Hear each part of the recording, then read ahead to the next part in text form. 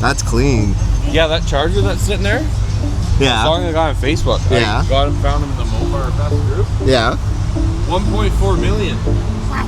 What do you mean? That gray one that's in the arena? Oh, that one. 1.4 million is what it's costing to build that. 1.4 million? It's a custom tube chassis, everything about it. Holy. I'm assuming not. Well, there was that throttle over it. That gray one is Oh, look at this thing. Not bad.